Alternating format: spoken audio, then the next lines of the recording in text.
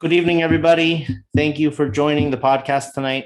My name is Shmuel Eagle. I'm going to be exploring and delving into the depths of financial freedom and what it takes to set yourself up for success. Just a few quick disclaimers. I see tonight that my title was put as financial planner. I have never called myself a financial planner before. I generally say I'm the tax guy. I'm sure there's many clients, friends, people who know me that are following along tonight. But you got to fake it till you make it. So I'm going to try my best tonight to live up to that title. I'm very excited for that. And I just want to thank everybody for coming. You know, the fact that there are people that are willing to come and listen to something like this just shows that you're ready for the next step. You're ready to succeed. You want to have investments. You want to have a good budget. You want to be set up for the future. And that's what tonight's going to be all about. I want to give a honorable mention to Rabbi and Mrs. Blooming, who so kindly reached out to me and gave me the honor and privilege to speak tonight. I know that they're not here tonight as they're in Poland helping Jews as they do with their entire life. It's an incredible, amazing thing. I also want to give a special mention to Rabbi Wordy of CHYE, who connected us and connects so many people and does so much good for our community at large. With that being said, I want to state the goals for tonight. The goals tonight are to discuss three things. We're going to be talking about budgeting, we're going to be talking about investing, and we're going to be talking about general finance, taxes, and the like. The Q&A will be open the whole time. Feel free to ask questions at any point on any of the topics that we speak about. I will try my best to go through, answer questions. And I want to also mention that I'm available anytime for anybody who would like to speak. You can reach out to me, WhatsApp, email, website, whatever works for you. And I'll share my contact information at the end. But I'm looking forward to hearing from you all and hearing what you got out of tonight. And so with that, let's get started. So the first topic I want to speak about tonight is budgeting. Budgeting can be a word with mixed feelings for most people. To most people, it's a negative thing. It's a box that you have to try to fit into in order to do things right, so to say. And if there's anything that I've learned throughout my years of my own finances and also overseeing so many others and seeing people have good years and bad years and people who started off with very little and are now doing very well, that there is no right way. And what works today is not necessarily going to work tomorrow. And the most important thing that you should remember is that money is a framework for your life and not the other way around. And what I mean by that is that it's very easy to get into the hustle bustle of, I have to earn this much. I want to make this much money. I want to be able to do this with my money. That the money becomes the ikr, as opposed to you want to live your life. You want to be able to enjoy your Shabbos, enjoy your Yom Tiv, be able to go visit your family, be able to send your kids to a good school, to a good camp, all of these things. And money is the extension of that. So in order to achieve your goals, you're going to need a certain amount of money. Now, what's the difference?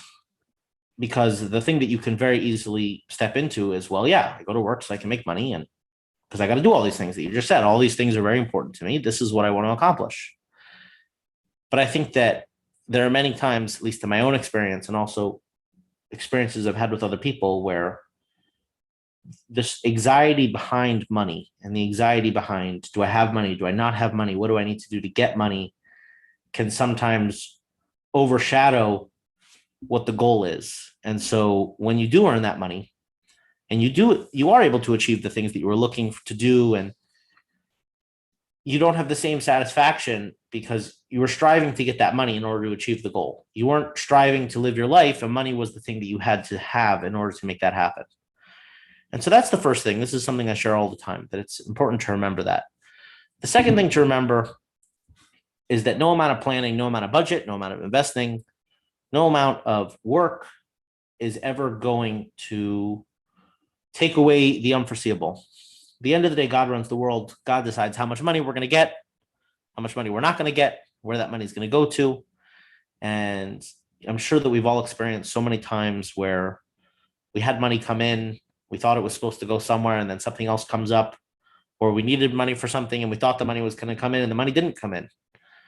So the point of all of this is to remember the key, which is that we are so lucky that we have the Almighty who blesses us beyond, and will continue to bless us beyond. And all we have to do is put in the effort to create a vessel in order that should continue to be possible and be possible in larger amounts. And so with that, let's get started. So we're going to be running through some example budgets tonight.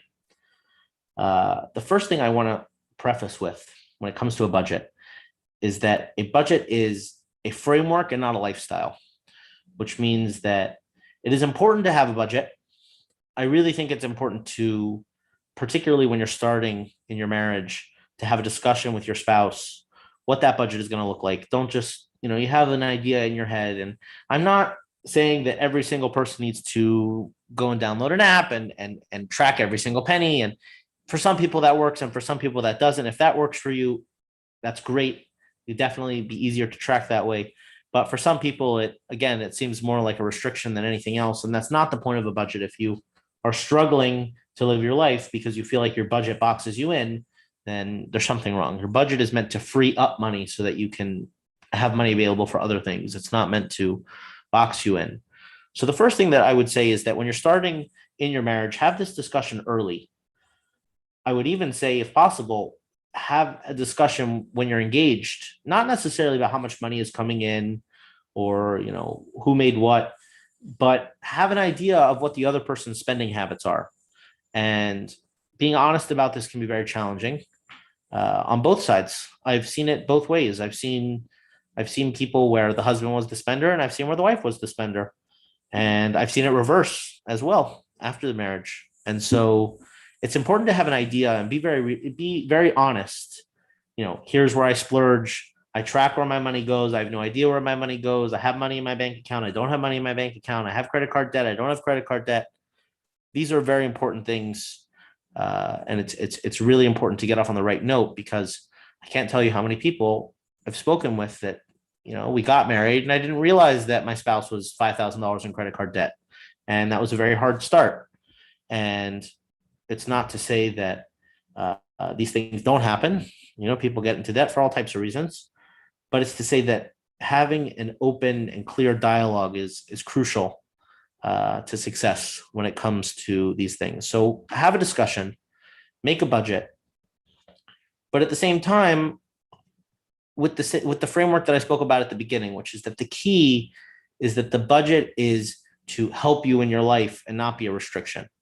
So an example, something that comes up very often, I had a conversation with somebody recently before he got married, and he asked me, just for a crash course, how should my budget look? What are the things I should be spending on? And we laid out a budget very similar to what we're going to do in a few minutes.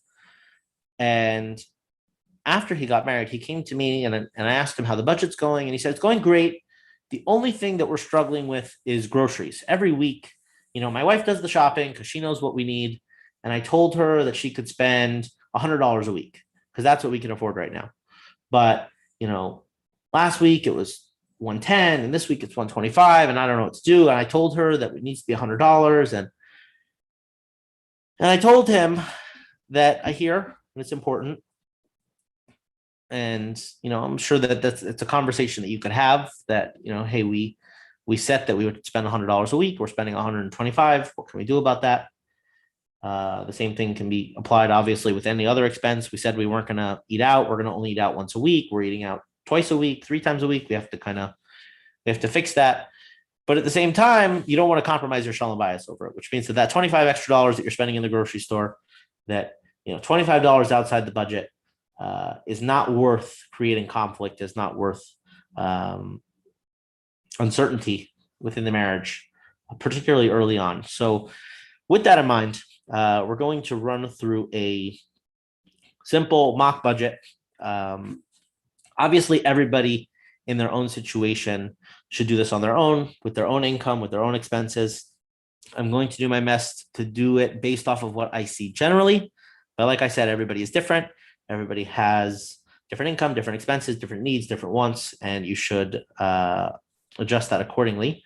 To the host, if you could just make it so that I could share my screen. And then we're going to continue on with the budget.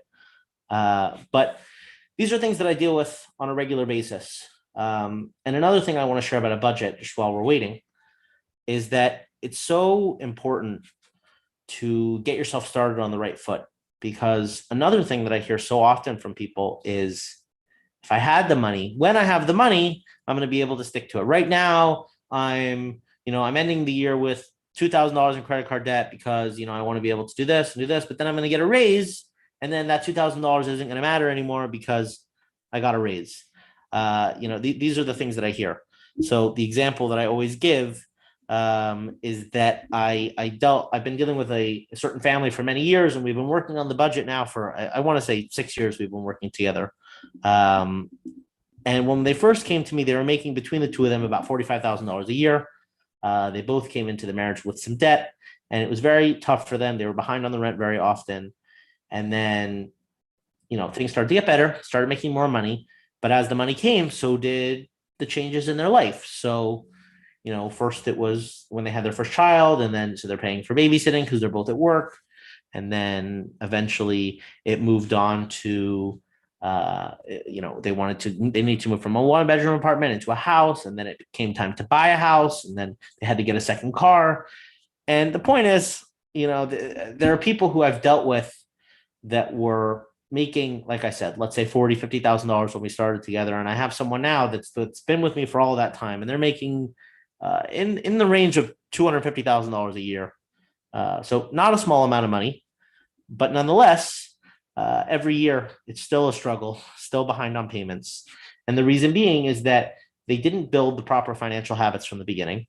And so as their income grew, it didn't necessarily even out because they continued to have the same poor financial habits. And so these are things that are so important.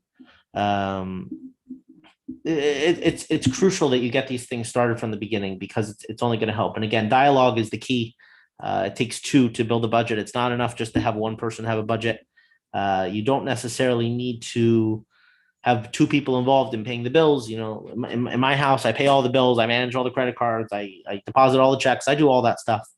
But nonetheless, my wife still has a idea of what the accounts look like, how much money we want to spend. And these are things that are very important.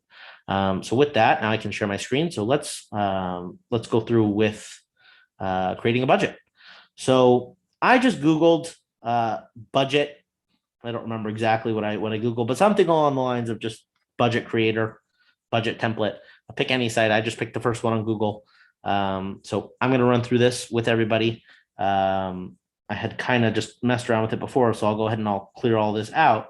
But I would encourage everybody to do this on their own with their own income to see what works for them. And then, try to build a framework. And again, it doesn't need to be to the penny exact, but you should at least have an idea, because I can't tell you how many people I speak to and I say, well, how much money comes in? I think I know. Well, how much money comes in?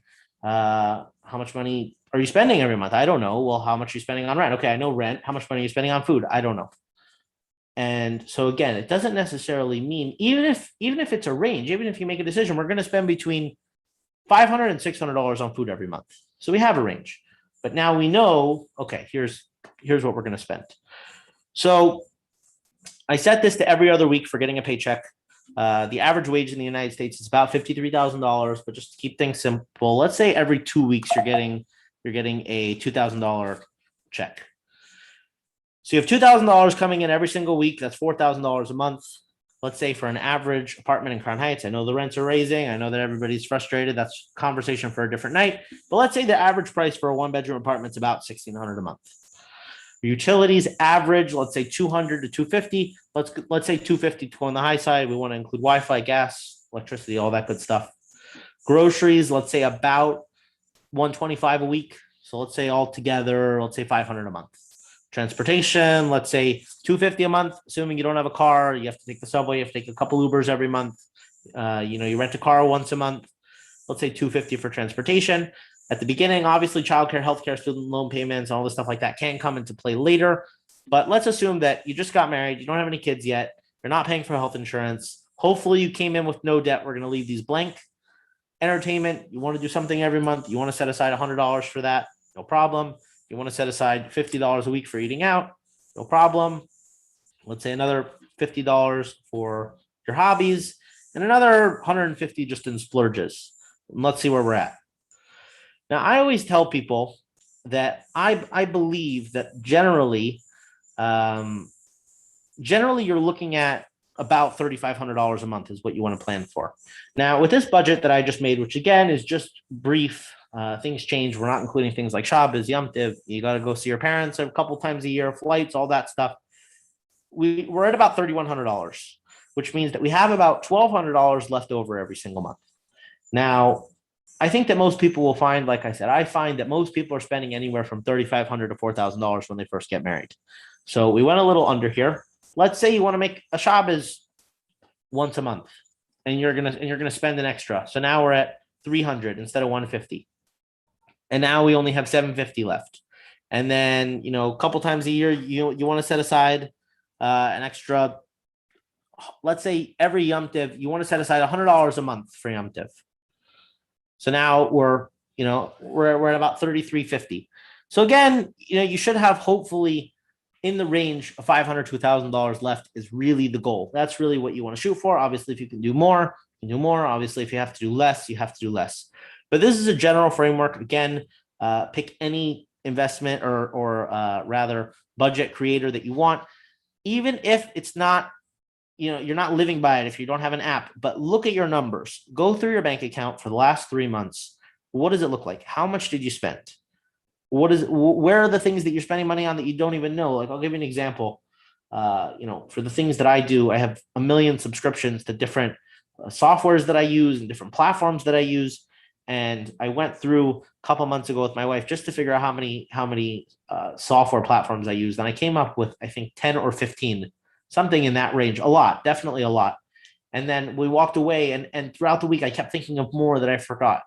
And I realized how many things I'm subscribed to, and the things that I have to be subscribed to, but it's important to have an idea of where that money is going to. So this is just a basic budget.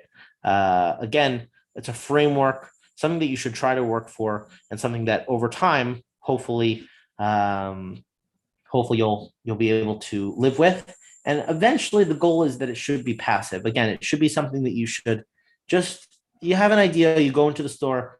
My wife always says that it took her a couple months, but eventually she got the shopping down to a science. And then she got making Shabbos down to a science when that became a thing. When we first started making Shabbos meals, we would make all this food and we would have guests over and we would have tons of food left over that we didn't need. And then eventually you figure these things out, but it's important to learn along the way. And the main thing that I want to speak about with budgeting, beyond which there's no calculator for this, there's no software for this, but it's credit card debt. And credit card debt is something that affects many people. Both people who have credit card debt and people who don't have credit card debt are heavily affected. And what I mean by that is people who are affected by credit card debt, who have it, obviously are very affected. It stresses them out. It's something that can plague you for life if you're not careful. It's something that gets harder, not easier, as you go along. And so that's why having a budget and a framework and knowing how much you're spending is so important.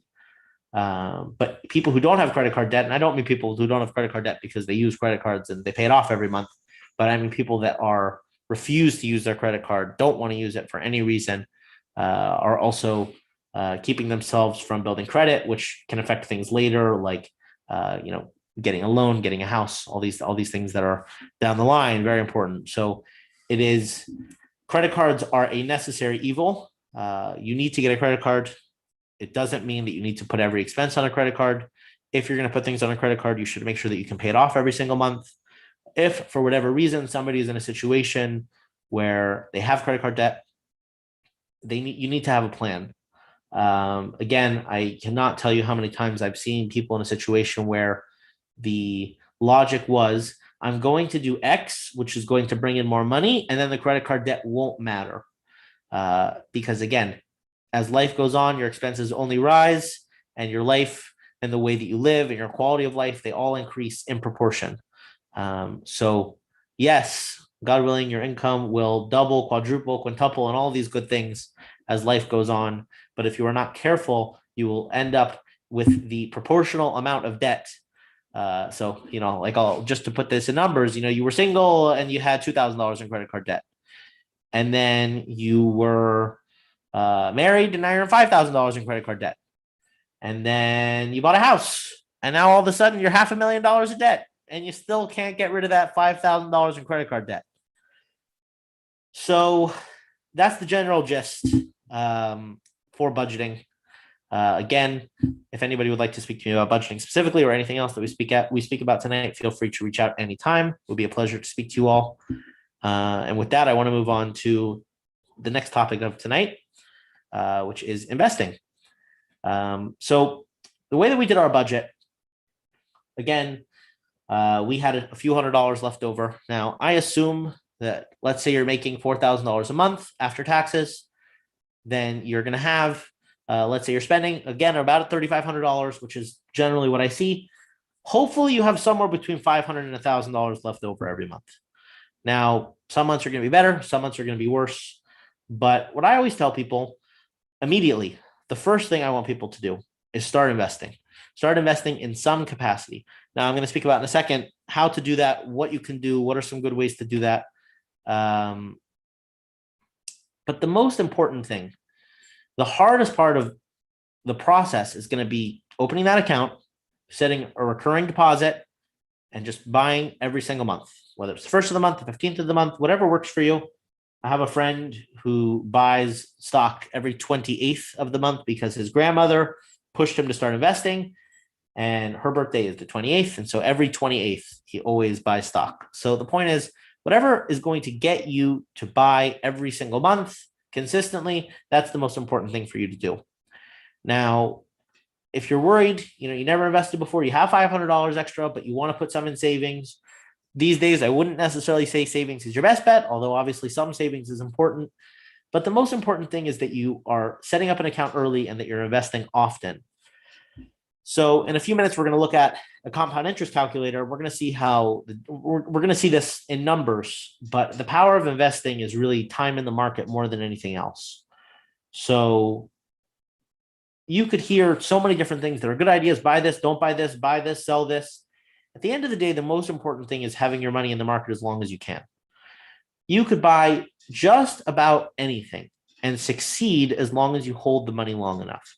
Now, this doesn't apply to something that is here today, gone tomorrow.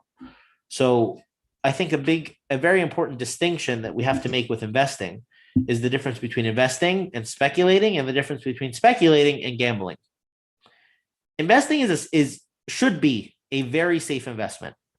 Now, stocks go up, stocks go down, the market goes up, the market goes down. If you look at a chart over any 5-year, 10-year period, the market only goes up. I'll give you an example. During COVID, we saw as much as 50, 60% dips on massive everyday mainstream companies that everybody knows about. But by the end of 2020, almost every single one of those stocks was up. So at the time when everybody was selling, that was really the best time to buy. It was almost like buying things on sale. That's how I looked at it. In some cases, you have a stock that drops 50%, and is, that they're going to recover, or at least it's logical to say that they'll recover. It's almost like buy one, get one free. But, the market's scary. And so what I generally tell people is that it all depends what your strategy is. If you're buying stock because you want to make money next month, then when a crash is coming, that should be a very scary thing for you. But if you're buying stock because you want to have a future and you want to have money for your kids' weddings, you want to have money for your kids, you want to have money for you and your wife to retire, in the grand scheme of things, the market only goes up. And over the course of, you look at any 10-year period. So in which case, if you're saying, I'm putting this money away for the next 30 years, then what happens today, what happens tomorrow doesn't matter. In fact, in some ways, there's times where I get excited about a crash. If I hear a crash is coming, it's exciting, especially, when you saw something like what happened during COVID, because people who were long-term investors, in the grand scheme, you had the opportunity to buy stocks at a much lower price than what you would otherwise.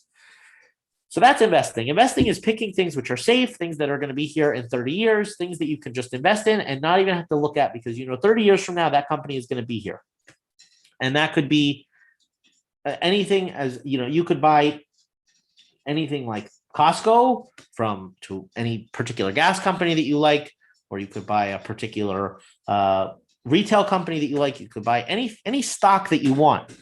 But I think that even better than that would be ETFs, which is exchange traded funds. ETFs are funds which hold multiple stocks. So when you buy an ETF, you're able to buy sometimes hundreds of stocks. They're all a part of one fund.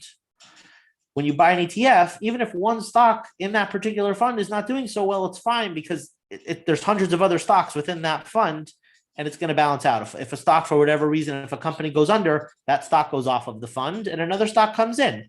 And so it would be nearly impossible for you to lose your money like what most people think. Most people think, you put your money into the market, you could lose everything. You could lose everything if you're messing around, but as long as you're putting it into something like an ETF, then you should be okay. That's investing. Now let's talk about speculating. Speculating is something which in theory could be a good investment, but in theory might not be a good investment. Speculating is, there's a new tech startup and it might do well, it might not do well. You think it's going to go up, you think it's going to go down.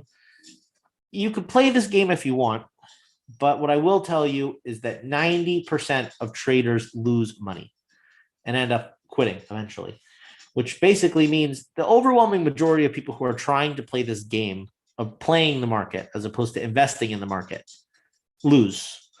And if you don't lose today, you will lose tomorrow. And I see this on a routine basis. I have clients who do really, really well one year and they think that, this is going to be the next big thing. I can keep doing this. This is going to be my job. And then they lose it. They lose it all.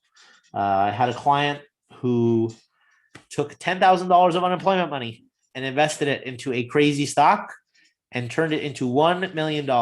You heard that right? $10,000 of unemployment money into $1 million. He sold.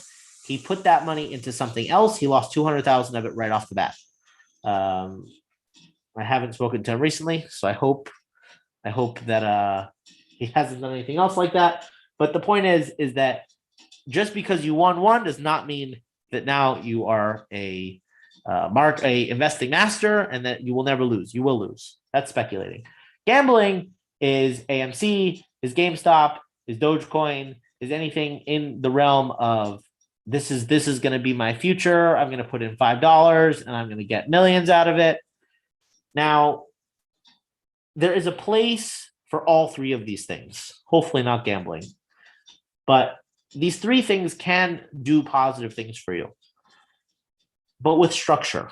What I generally tell people is that, look, if 95% of your entire portfolio is built up of safe investments and you have a really nice nest egg sitting there for you, when you're retired, you're on track to have $1 million and you want to take $500 and mess around with it, I could see that.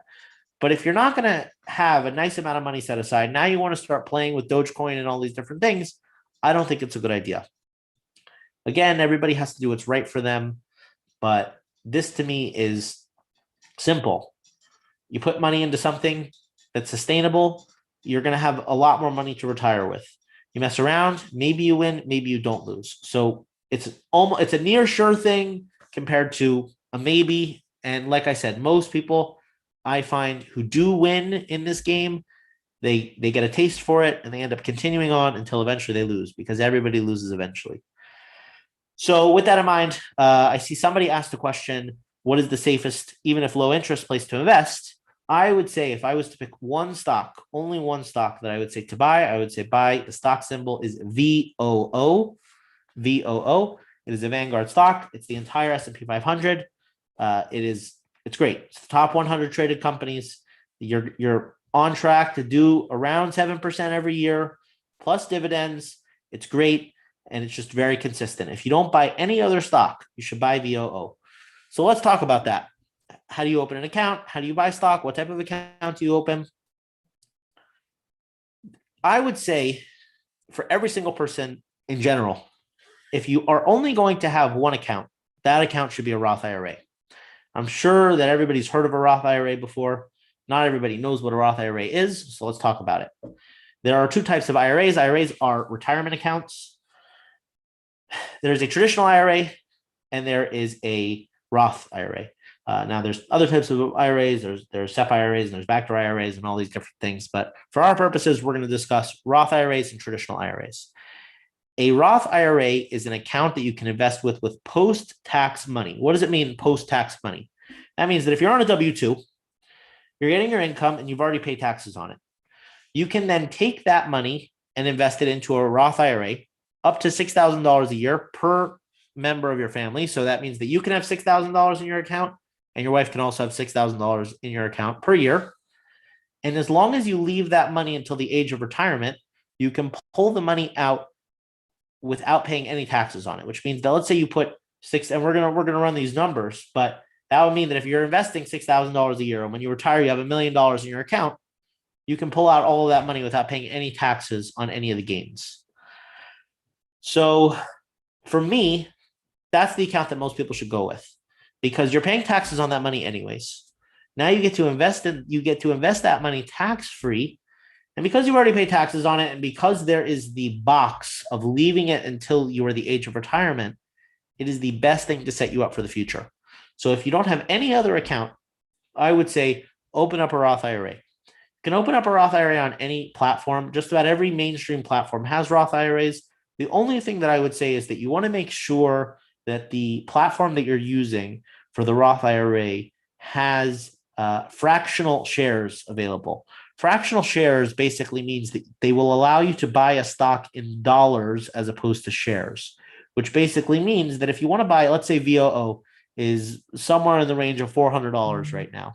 So you might not have $400 every month to buy an entire share of VOO, but you might have $100. And if you use a site which offers fractional shares, then you can invest $100 in VOO every month. The one that I use particularly is SoFi, SOFI. It's easy. They have a really good app. You can open up a Roth IRA and you can invest on there and they offer fractional shares. So that's generally what I recommend people. There are many other platforms. Like I said, the most important thing that you want to make sure is that they offer fractional shares. That way there's not a barrier for entry. You can buy any stock you want. Again, if you only open up one account, open up a Roth IRA. If you only buy one stock, buy VOO. So let's say you did that. You open up a Roth IRA, you own VOO. What now? So what I tell people is you can look at other ETFs. There's lots of other ones. There's ETFs that focus on certain sectors. You can buy an ETF which focuses on real estate. You can buy an ETF that focuses on tech. You can buy an ETF that focuses on paying you dividends every month. There's so many different things. So at that point, it's just about your money is relatively safe, more or less, in an ETF. So now it's really what sector do you believe in? What sector do you think is going to be most successful over time? And put your money into that. But first, buy VOO. VOO is your best bet. It's just safe, secure, and great. Somebody asked the question, why ETF or index funds over mutual funds? Which is a great question. The main difference for our purposes between ETFs and mutual funds is ETFs are things which you can buy on the stock market. Mutual funds you cannot. Mutual funds are also a very, very safe place to put your money. Mutual funds you can invest in things like hard assets, gold. You can also, I believe, invest in things like real estate through mutual funds. Mutual funds, I would say, are even safer than ETFs, have lower interest. So why one or the other? I would say it's not necessarily one or the other. They are both good. They are both safe, which again, for our purposes, is what we're looking for. The main reason why I would say for you ETFs is the best thing is because it's more accessible to you. It's easier for you. And it is still extremely safe while generally performing a little bit better. So I would say go with ETFs. Like I said, VOO, great pick. Safe, secure, and something that will last for a long time. Now I want to speak about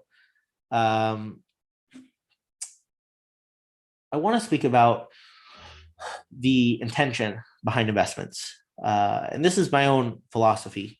Something that I do, something that I've explained to other people, because what people generally will say, they'll say to me, a Roth IRA isn't going to work for me because I have to leave the money in that account until I'm retired. And what if I need the money before, and what happens? And so there's a few things to keep in mind. Number one, you can always pull out the principal, which means the money that you actually put in yourself, not the gains. You can't pull out the gains, but you can always pull out the principal without paying a penalty.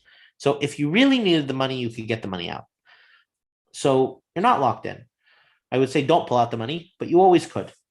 The other thing is that there are reasons why you can even pull out the gains for a Roth IRA. So, for example, your first-time home purchase, you are allowed to take the funds from your Roth IRA and use it to purchase a house for the first time. So this is the often when I hear, should I invest or should I save for a house? And in some ways, you can do both. Now, my advice for you is don't touch your Roth IRA no matter what. Don't even use your Roth IRA for a house purchase. Reason being, power of compound interest. Again, we'll look at that calculator and see how that works in a few minutes. But this is something that my general feeling about a Roth IRA, the way that I describe it, is that my Roth IRA is the money for myself and my wife to retire. It's money that is going to allow us to go to every bar and bas mitzvah, every bris, go spend Yom Tov with our kids, be able to go on a vacation every once in a while, be able to, live life without having to worry about anything.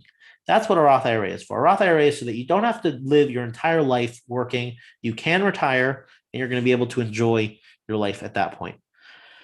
So with that in mind, I would say that on top of the Roth IRA, once you've gotten to the point where you have a Roth IRA, you're buying stock every month, which again, like let's say you go on a platform like SoFi. It's very easy. You create a monthly deposit, the money comes out of your account. You can even do a monthly buy of a certain stock. So let's say you only want to buy VOO until you have $5,000 worth of VOO, which is not a bad idea. So you can set it up that every single month, $250 is going to come out of your account. And SoFi will know that every single time that $250 comes into that account, it will buy VOO with that money. And then you don't even have to think about it. Bonus points if you don't even check your account. That's really the best. That being said, a lot of people, including myself, fall into a habit. I check the market every day. I try not to, but I end up doing it. So with that in mind, I would say that once you have a Roth IRA and you're setting aside for your future, for you and your wife to be able to retire and live your life, the next most important thing for you to set up is money for your kids. So what I always tell people is my Roth IRA and my wife's Roth IRA is for us to retire. And our investment accounts, our regular investment accounts, that's going to be money for our kids. That's going to pay for weddings. That's going to pay for bar mitzvahs. That's going to pay for camp. God willing, assuming that I'm able to stay on pace. So these are the things that you want to think about.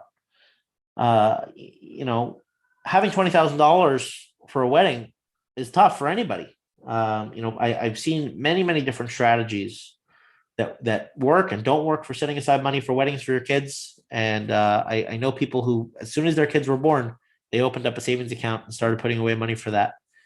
And it's smart. You put away, 20, 30, 40, $50, whatever you can put away every month. It's very smart. But I've also seen people who, when their kids were born, they opened up investment accounts for their kids and they put in $50 a month into that investment account. And they let that money sit. And then when it came for a bar mitzvah, they sold off a little bit. They pulled something out, maybe all of it, maybe none of it, depending on how much has built up in those 13 years, 12 years. And then the same thing for weddings. And it's very smart. It's very, very smart. I would say that overall, investing is going to give you the freedom in your future to be able to stop working. Savings will not. I think that we all see now, especially with inflation, your money sitting in savings is not only not getting you money, it's losing money every month. Versus investing, even with a safe investment, you should be able to return anywhere from 7 to 10% a year, and that should be your goal. 7 to 10% per year is what you're looking for. I saw that somebody had asked that question about inflation, so I just wanted to touch on that. That I don't necessarily think that even with inflation, it's still good to have some money in your account. Obviously, let's call it a rainy day fund. But that being said, the worst case scenario, if you were in a situation where you really needed money, then you can pull from your investment funds. But the money is better suited invested than it is sitting in your bank account. So I see somebody spoke about, and somebody asked a good question about life insurance and how life insurance plays into all of this. And I am a very strong believer in life insurance, um, because we don't know what's going to happen today, tomorrow, the next day. And I do think that it is something that should be a part of your budget. And it's something that can be a very small portion. You can spend 20, 30, 40, $50 a month, depending on how big of a policy you want. And I think that it can be put into the same category as investments.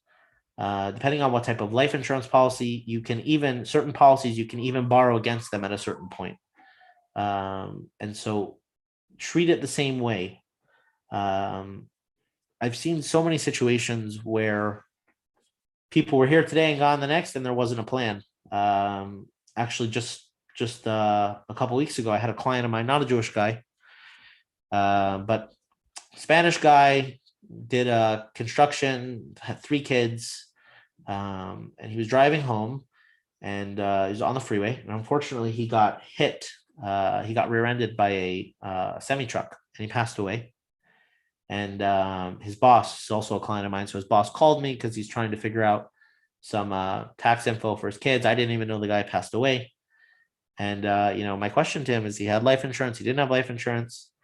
And he didn't have life insurance. He's lucky he had a good boss who was trying to take care of the kids and make sure that his dad had a proper funeral and all these things. But we don't know what's going to happen. We don't control the world, but we plan for it.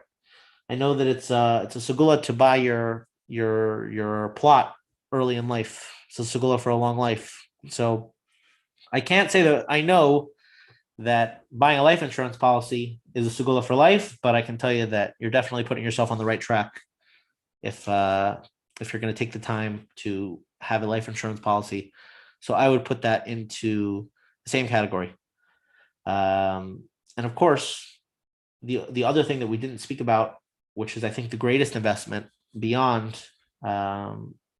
stocks, beyond life insurance, beyond having a budget, in my opinion, and I know that this is the opinion of many, many, many, many people in our community that have found success in business, that the true success to wealth and prosperity is tzedakah, particularly tzedakah given without any calculations, sometimes without even any logic.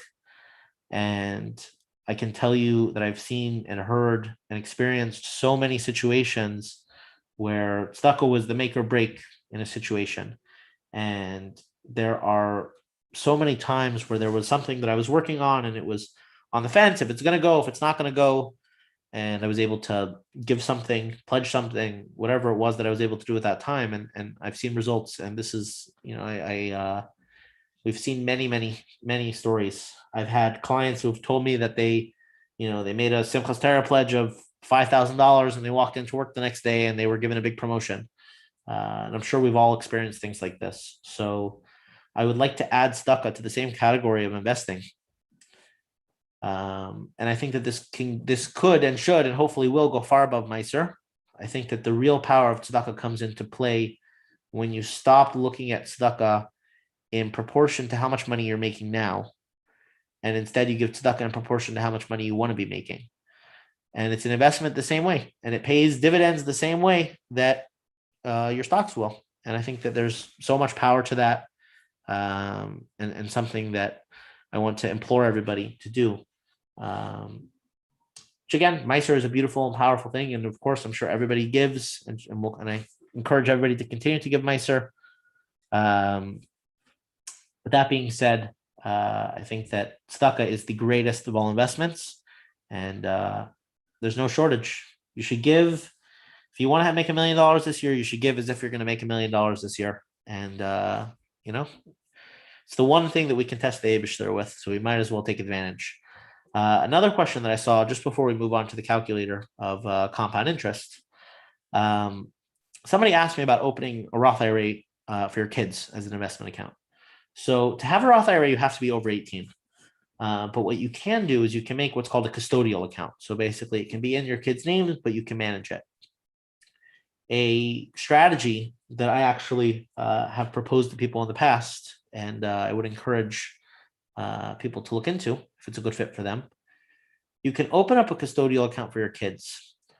Now, something that people aren't necessarily aware of, if your total income for the year is under $40,000, then you pay no capital gains tax. So what you can do is you can open up an account for your kids and you can put money into that account. And then when your kids turn 18, the account transfers over to them automatically. And at that point, assuming, for most people, when you're, let's say you have boys, your boys are 18, they're still in yeshiva. Even girls, they're probably in seminary at that point, not necessarily working. As long as they don't have any other income, you could actually pull up to $40,000 out of that account tax-free. And that's a great way to, again, weddings, set aside money for other things.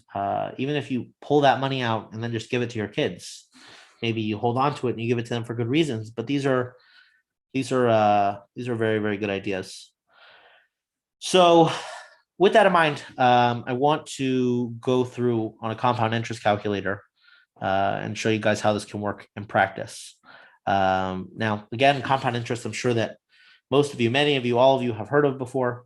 But the idea of compound interest is basically when you have money and then your money is incurring interest, and then eventually your interest is incurring interest. So the idea is if I put in $10 and I make 10% of that $10, so now I have $11. And the next time I don't make interest on that $10, now I make interest on $11.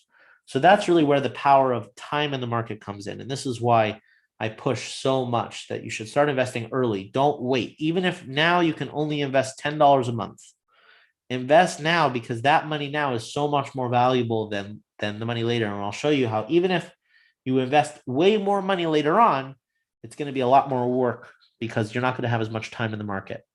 So we're going to take a look at a calculator together.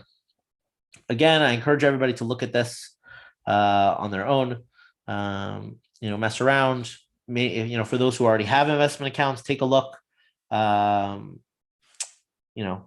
You can see where you're already holding or where you could hold. So for an initial investment, let's say that your couple, you just got married, you got some money from your wedding, and you want to take $1,000 and put it into an investment account. Great idea. And like I said, when we ran our budget, you had about $1,000 left over. But let's say that we don't have $1,000 to put away, but we do have $500 to put away. Now, let's assume that we started the account when we're 25. We want to leave it till we're 60. So we're going to leave it for 35 years. And with an average rate, let's say we want to go for 7 to 10. Let's say we want to hit 8. So if you left that money, if you started with $1,000, and then every month afterwards you invested $500, and you invested from the time that you were 25 to 60, with just the normal return rate, nothing crazy, something that is very attainable, even with very, very safe, very conservative investments, you could retire with over $1 million. But that's not the thing that's amazing here. Now, $1 million to retire with is an incredible thing. But what I want to focus on in particular is this chart down here. So the blue line is the money that you actually invested, money that came out of your pocket and went into this account. The red line is your gains. That's the money that came from market returns. Now, if you see on the bottom, it shows in years. And if you track the years, you see that the red line and the blue line are almost in the same place for pretty much the first 15 years. They're not that far apart. Now, obviously, you can see that there's a little bit of a breakout, but in the grand scheme, it's nothing. It's very, very close together. But if you see between 15 to 20, there's already a big jump. And 20 to 25 is a much bigger jump. And it continues on. But if you look, the real jump is those last 10 years or so. Huge. Now we're not even close. This is because of compound interest. This is because now we've made so much in the market that the amount of money that we put away is completely overshadowed by the amount of money that's coming back in returns.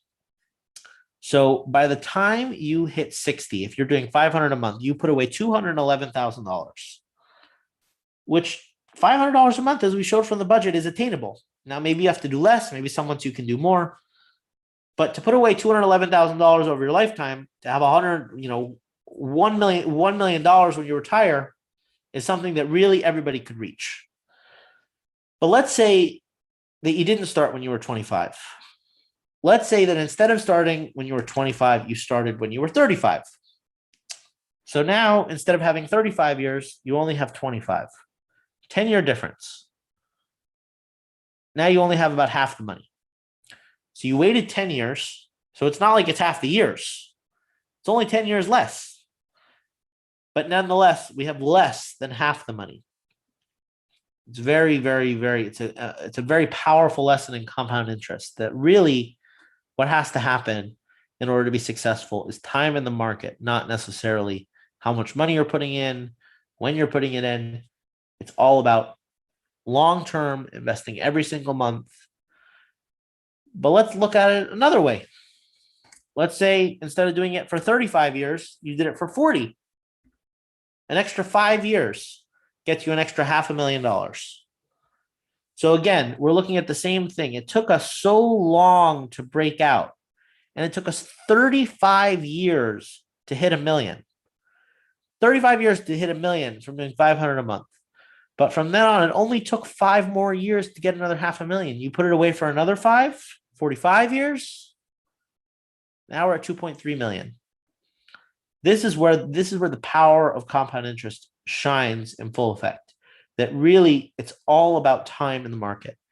So again, you can discuss with your buddies, this is what we want to invest in, that's what we want to invest in. You hear about this stock, but nothing is going to compare to time in the market. Something even better. So let's go back to the 35, because that's average. Let's say you want to go to the age of retirement. If you opened up this in a Roth IRA, you took $200,000 of money that you pay taxes on anyways, but now instead of paying a 10 to 15% capital gains tax, now you get to pull out this $1 million tax-free. That's money to retire with. If you haven't paid off your mortgage, hopefully that pays off your mortgage. Hopefully that gives you more money to sit away. And again, it's not like when you turn 60, you have to pull out all this money. When you turn 60, you could pull out $100,000 a year and live nice, but you'll still have $900,000 incurring compound interest in the meantime. And so it's going to be close. So let's say you have $1 million and it's doing 10% a year. Let's just say, and it's a little bit above market average, but let's just say, and let's say you pull out $100,000. Now you're at 90. You're at $900,000. You have $1 million. You pull out $100,000. Now you're at $900,000. That $900,000, if it does 10%, is still going to get you $90,000 more. So fine, it lost $10,000, but you were able to pull $100,000 out of that for free. So this is the power of compound interest. This is really what I want everybody to focus on the most tonight. That push yourself, even if you can't afford the $500 now, even if all you can afford is 100 or 50 or 20 or 10, put that money away, because that's what's going to set you up for the future. And don't wait, because you guys saw when we just did this, that 10 years, the 5 years, it makes all the difference. It really does. So when you're going through this process of investing, I would say that the main thing for you to do is do it in a way that you're going to be able to just leave it and not feel anxiety over it. So you want to invest in whatever's going to give you that peace of mind. That's why I think the best thing to do is invest in very, very safe, very consistent stocks. VO, like I said, Berkshire Hathaway, somebody mentioned in the chat. That's a great one also. I'm a big fan of Berkshire Hathaway. These are things that are really important. Now, somebody asked an amazing question that I want to focus on. It's on my list. We touched on it briefly, but the question is, how do you draw the line living in the present versus saving for the future? And it's a great question, because everybody wants to enjoy their life now. And look, if you didn't invest that $500, I'm sure that just about everybody could find a use for it. And so I think that it comes down to having a balance for yourself of what's important to you. Now, I think that it's very easy to just live in the moment. and not think about the future. And that's why investing in something that you know you're not going to see the benefits of for 35 years is something that's really, really powerful and will help you build discipline in this. Even if you're not putting away 500, even if you're putting away $100 a month, it will help you build discipline to do that.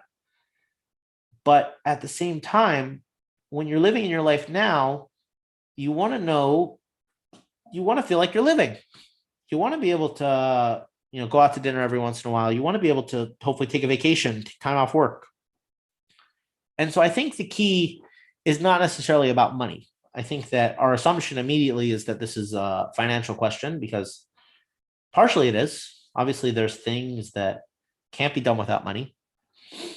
But there's also a question that you have to ask yourself, which is, what do I want with my life? Do I really need more money for that?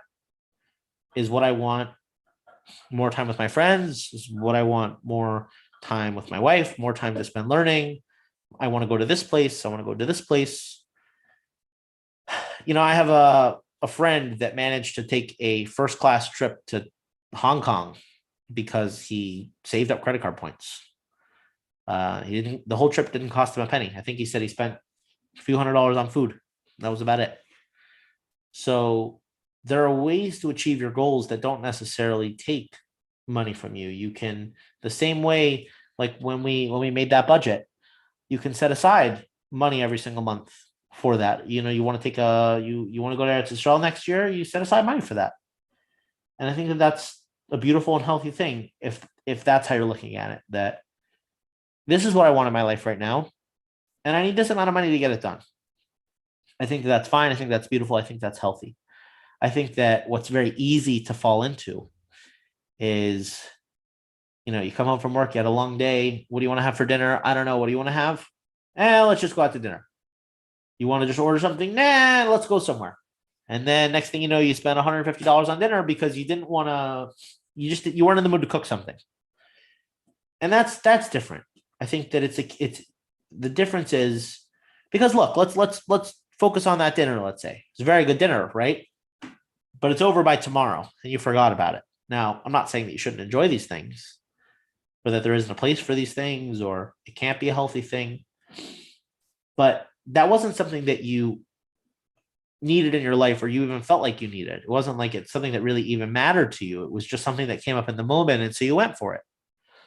And so that's the difference between living in the present versus saving for the future. If it's something that's important to you now and you need money to achieve that, then think about what it's going to take for you to make that happen. Think about what you would have to change to make that happen. But if it's just something like, if it's an impulse, might as well, let's try it, let's do this. Try to catch yourself in those moments. And obviously, everybody does this. I am the last person to say that I don't do this. But try to catch yourself in those moments and say, is this really where I want to be heading right now? Is this actually living in the present, or am I just being impulsive? Is this what I want? Let's say you have a goal that next year you want to go to Eretz Yisrael on vacation. You want to go visit. You want to be able to go have enough money to buy a flight to go home for Yom Tov or whatever it is. And you're saving money for that. And now, you want to buy yourself a new phone. And you're like, okay, I want that new phone, fine.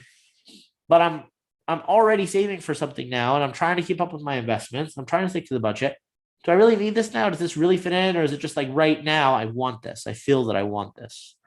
And so that's important. And something to live with. And again, it's something that is a work in progress for everybody.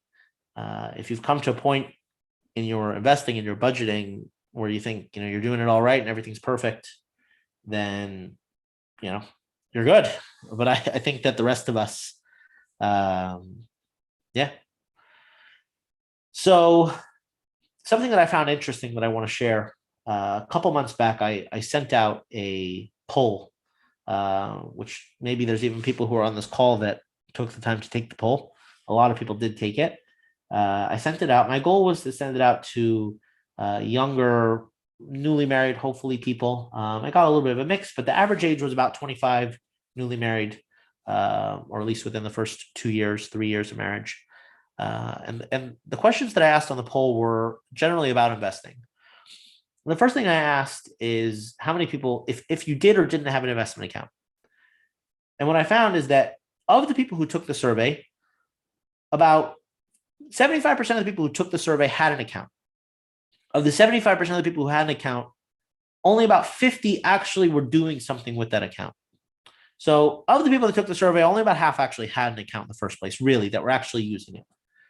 Of those half, only half of those people actually felt like they had any idea what they were doing. And even of those, basically now we're at 25% of the people who took the survey who felt like they kind of knew what they're doing. They weren't sure that they're really on pace. Most of them, the general thing that I got from people is most people were buying Bitcoin and Ethereum and maybe some index funds also and some other things, but a little bit all over the place. I want to say that it was less than 10% of people who said they actually had a strategy till retirement, which is very interesting because something that I've noticed throughout my career in finance, when I first started, I would say maybe 10% of my clients had investment accounts, which now sounds crazy because now I would say 80% of my clients, maybe more, have at least some type of investment account now. I can tell you that a lot of people are doing okay. A lot of people are not doing okay. I will tell you that from what I see, the people that are losing the most money are the people that are day trading and the people that are doing crypto. Not crypto as an investment, crypto again as something that they're speculating in, something that they're in and they're out and they're buying and they're selling.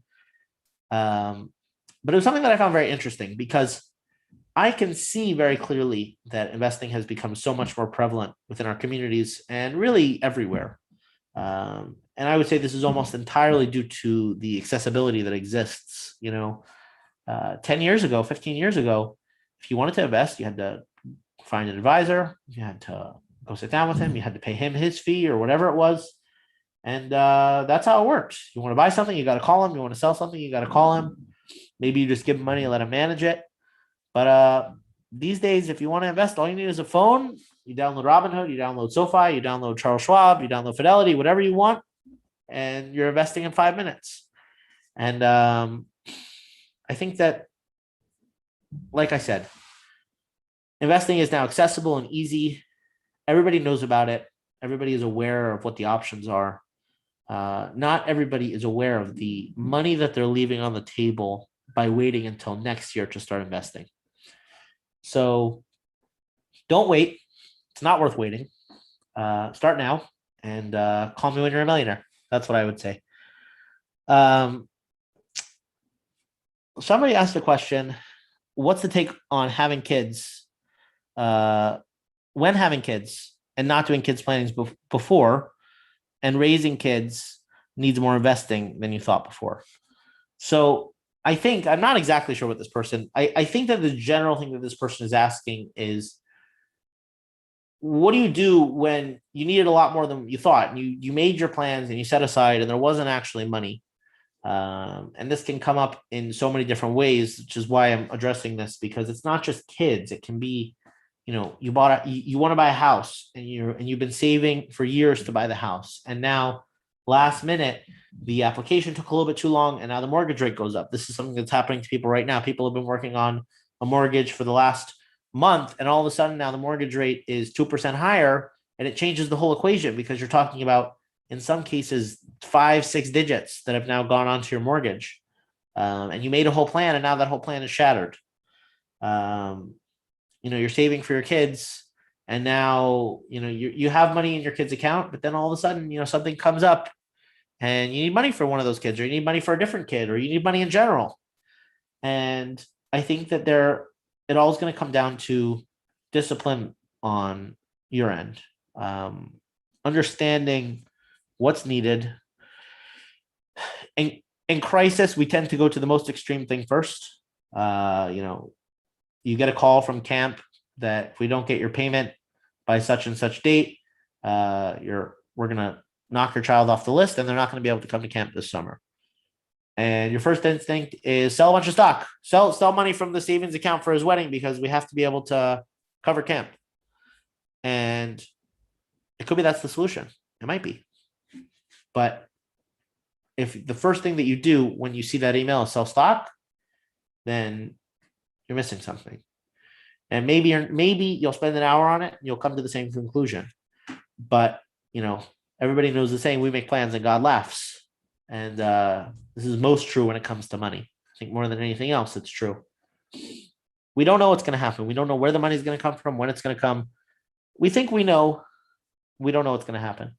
I know somebody who had a career and walked into his office to go to work. I think it was Erev Rosh Hashanah. And he got fired. Erev Rosh Hashanah. And it's about as much of an awakening going into the new year as you could have. And he decided that instead of going and getting another job, he was going to start a business. And I don't know exactly what this guy was doing before or now, but I can tell you that I assume that he makes many multiples what he made prior to this. So the point is that we have no idea where the money comes from, when it's going to come, what's going to happen, what's going to change. The key is to be disciplined and be able to not make impulsive decisions. Hold yourself back. There's so many times where I got myself into a situation that if I would have waited 10 more minutes just to think about it, it would have been very different. I'm sure that everybody can relate to that, but very few things are going to be radically affected if you don't make a decision in the next 10 minutes or in the next hour, or a lot of times even in the next day. And so sometimes for our own sanity, we want to just have it off our mind. So let's just deal with it now. We have the money in the account. This expense just came up.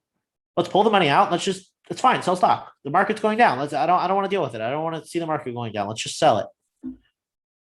But if you would walk away from an hour, you walk away for an hour. You take a walk. You listen to some music. You listen to this podcast. You listen to another podcast. And then you come back. Is this really what I want to do? Is this really in line with the goals that I've set for myself, for my family? And then you make a decision. And maybe that decision is the same that it was before. But I know that, at least for me, most times when I'm ready to jump on something, if I take the time and the distance to, be disciplined. How is this in line with my long-term goal, my short-term goal? My goals for what I want to do this year versus what I want to do in the next 10 years versus what I want to do by retirement. It changes things. And it doesn't have to be so drastic. It doesn't have to be so big. Every time there's a dip in the market, and if you go on the news sites and the news sites are saying that the crash is coming and whatever, I always get texts from people, is now the time to sell? Do you sell now? And my response is always the same thing. Do you think the drop is going to last for 30 years? No, probably not. I'll probably be here. Okay, no problem. Don't sell. Buy more when you can. So this is my general take on investing. There's so much more, and there's so much to explore for you personally, based off of your own budget, based off of your own goals, short-term, long-term. So again, if anybody would like to discuss it with me at any time, I'm always available. One more thing I want to speak about, and then we're going to call it a night. People have been asking questions as we've gone along, so feel free to keep asking. I've been trying to cover them. There's some that aren't necessarily so applicable, so I also just want to mention that, like I said, anybody who has a question that's not necessarily so general is always welcome to reach out to me, and I'm happy to speak about it. I would be remiss to go through this night without speaking about taxes, since obviously that's what I do. That's what I'm known for. That's what I'm sure most of you know me for. So obviously taxes is something that is close to me, something that's important to me. And people often ask me, I'm making $40,000 on a W-2. What can I really do? It just kind of is what it is. People often ask me about parsonage. What I generally tell people, my main opinion, when it comes to income and not reporting income, and parsonage and not reporting parsonage, is that I have seen too many people that either boxed themselves in or got themselves in trouble because they thought that they were, so to say, pulling one over on the government, and now they're making money and whatever. It's not a big deal. And I mean this in two ways. Number one, there's the legal aspect. And I've seen people who have gone through audits because they didn't report something or they reported something wrong or whatever. But I've also seen people that were able to, it wasn't that they did anything illegal, but they made a choice in their life of, it's more important to me that I can keep my food stamps and I can keep my Medicaid. And if I can get my Section 8 apartment that I've been waiting years for, I'm going to do whatever I can to maintain that. And I think that these benefits can be very necessary and helpful. And obviously, especially things like Medicaid are very tough to live without. But I think at the same time, living in the framework that we've been speaking about tonight, which is thinking outside of just what is our plan now, as opposed to what's going to be our plan for retirement. I speak to people, I have had too many conversations with people who are in their mid to late 50s. And now they're at the point where they're starting to make weddings, or they've made weddings already. And now the amount of kids that they have that are living at home is shrinking. The amount of money that they're able to earn and stay on these benefits that they've fought for so long to keep is now shrinking. And now they're in a tough spot because they only worked money that was off the books forever, because that was what allowed them to keep everything. And now what do they do?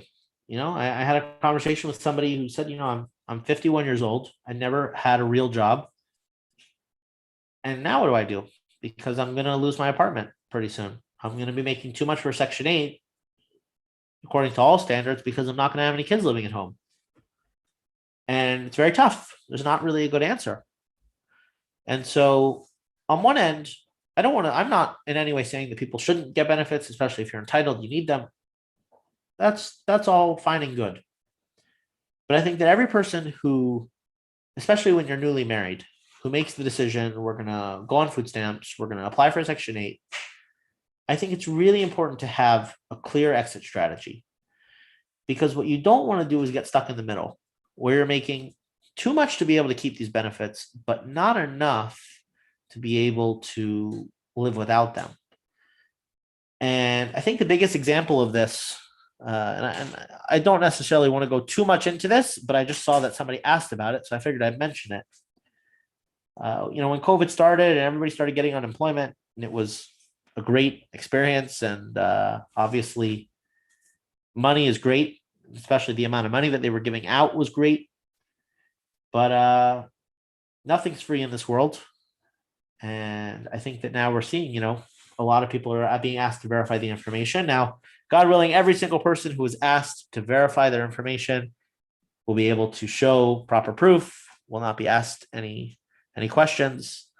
But it's something that is very challenging, and something that people I think will learn a lot from. And so my general advice to people who are starting off, they're newly married and want to set themselves up right, is don't do anything that's going to put you into a box. Don't budget yourself to being in a box. Don't invest money so that you're stuck in a box. Don't spend money so that you're stuck in a box. It's crucial for you to put yourself in a place where you're going to be able to live your life, enjoy your life, and also have a future ahead of you. So in general, I hope that people tonight as a whole, I hope that I pushed people. If you don't have an account, open an account. If you do have an account, put more money into that account. If you don't have a Roth IRA, make a Roth IRA. Again, I'm available if anybody would like to speak at any time. My number is 310-869-2083. You can visit me on the web at myeagleprep.com. And I hope to hear from you all soon. Thank you so much for the opportunity. Thank you again to Rabbi and Mrs. Blooming for the incredible work that they do and that they're doing. And we should all merit to see incredible gains in our parnasa. in our lives, in our financial freedom, and having clarity within our emotions and feelings towards finances. And with that, we're going to call it a night. Thank you all for tuning in, and I hope to hear from you all soon.